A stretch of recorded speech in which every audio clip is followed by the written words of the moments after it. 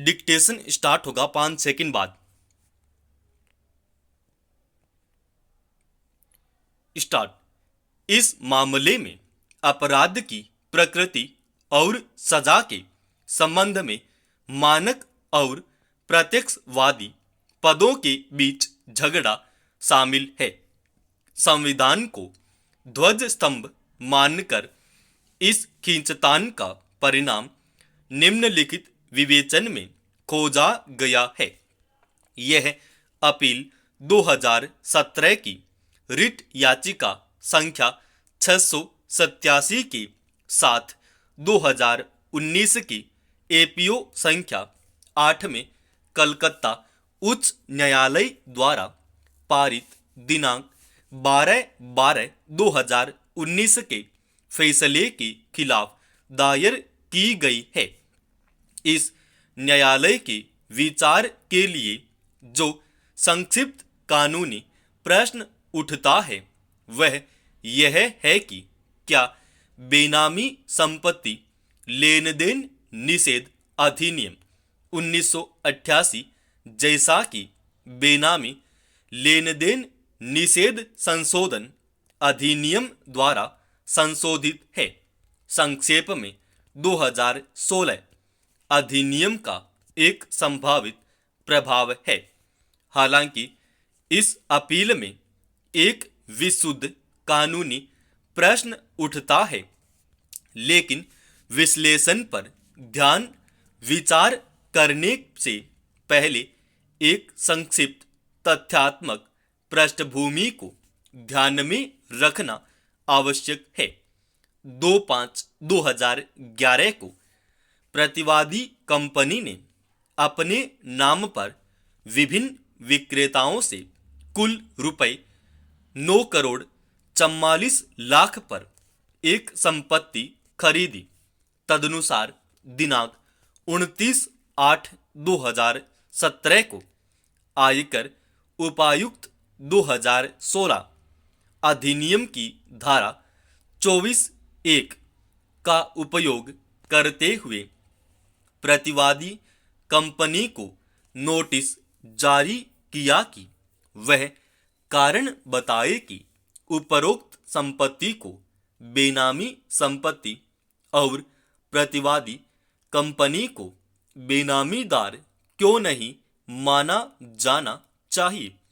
2016 अधिनियम की धारा 2(8) के अर्थ के भीतर 6/9/2017 को प्रतिवादी कंपनी ने उपरोक्त कारण बताओ नोटिस का जवाब देते हुए इनकार किया कि अनुसूचित संपत्ति बेनामी संपत्ति है। निर्णय प्राधिकारी आदेश दिनांक 24/11/2017 द्वारा 2016 अधिनियम की धारा 24 के तहत संपत्ति को अस्थायी रूप से कुर्क करने का आदेश पारित किया। उपरोक्त कुर्की आदेश से व्यथित प्रतिवादी कंपनी ने कलकत्ता उच्च न्यायालय की समक्ष एक रिट याचिका दायर की।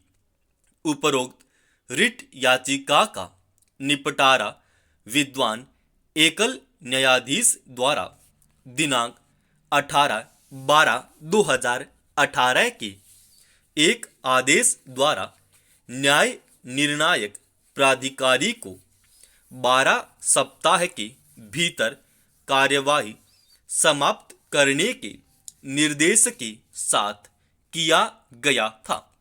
व्यथित होकर प्रतिवादी कंपनी ने 2019 के एपीओ नंबर 8 के उपरोक्त आदेश के खिलाफ अपील दायर की।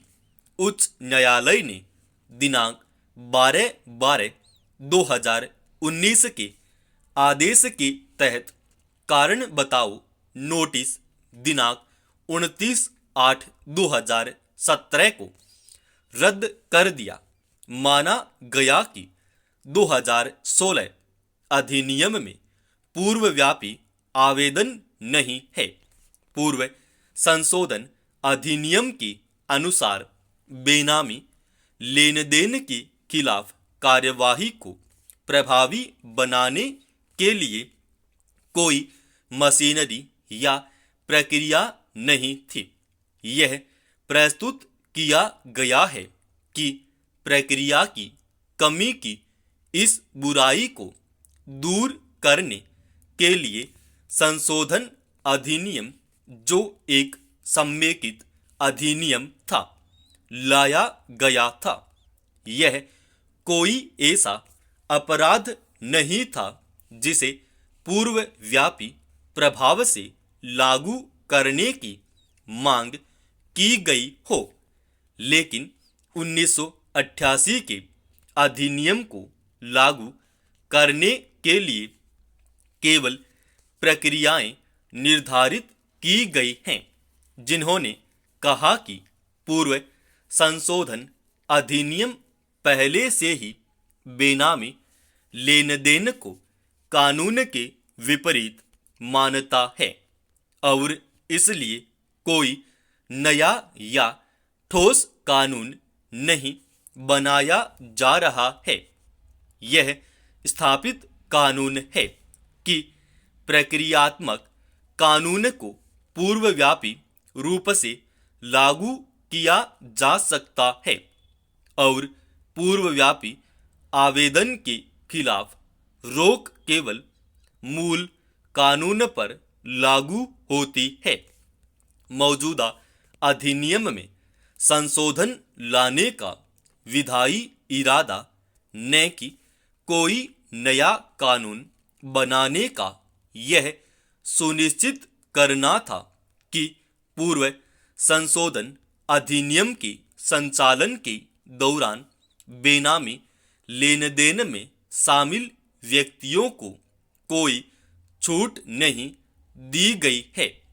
आगे यह प्रस्तुत किया गया कि अधिनियम की धारा 5 और धारा 27 को एक साथ पढ़ा जाना चाहिए, क्योंकि धारा वह तंत्र प्रदान करती है जिसके माध्यम से बेनामी संपत्ति को निर्णायक प्राधिकरण द्वारा जब्त किया जा सकता है।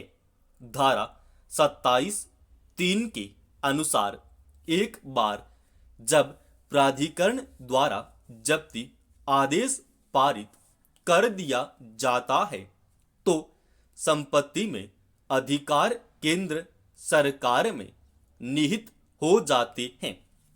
यह दोहराया गया कि जब्ती कोई दंडात्मक प्रावधान नहीं है, क्योंकि इसके नागरिक परिणाम होते हैं। दोनों अधिग्रहण और जब्ती प्रकृति में नागरिक हैं और इसलिए उनका परस्पर उपयोग किया जा सकता है। समाप्त। दोस्तों, इस डिक्टेशन का PDF फाइल अपने Telegram channel study with HP Swami पर डाल रखा है।